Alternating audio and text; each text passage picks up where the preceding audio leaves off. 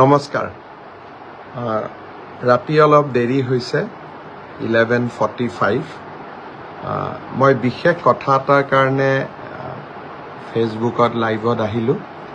অলপ আগতে মই টুইটো কৰিছিলোঁ অহাকালি দিনৰ 10 বজাত ইউনেস্কোয়ে চৰাইদেউ মৈদামক বিশ্ব ঐতিহ্য ক্ষেত্ৰ হিচাপে ঘোষণা কৰাৰ পূৰ্ণ সম্ভাৱনা আছে মই বিশ্বাস কৰোঁ যে অসমবাসী ৰাইজে নিশ্চয় আকৌ এবাৰ প্ৰাৰ্থনা কৰিব আমি সকলোৱে নেদেখাজনক প্ৰাৰ্থনা কৰিম অহাকালি যাতে বহু আকাংক্ষিত এই ঘোষণাটো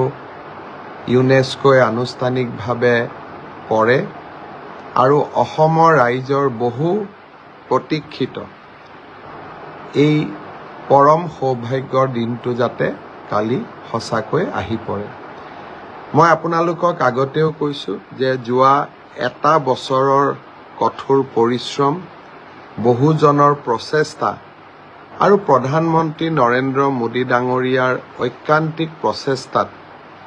চৰাইদেউ মৈদাম বিশ্ব ঐতিহ্য ক্ষেত্ৰ হ'বলৈ গৈ আছে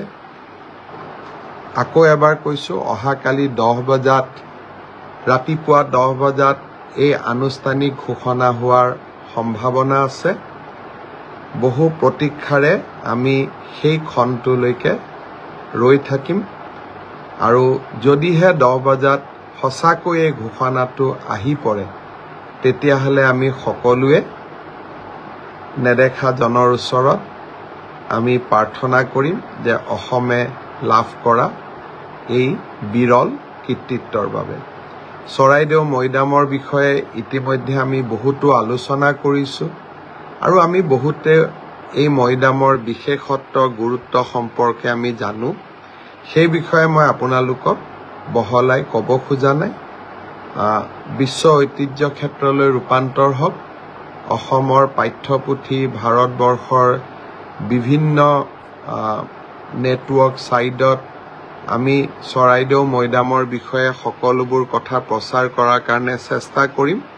যাতে ই সাংস্কৃতিক ঐতিহ্যৰ লগতে এটা পৰ্যটকৰ আকৰ্ষণৰ কেন্দ্ৰবিন্দু হৈ পৰে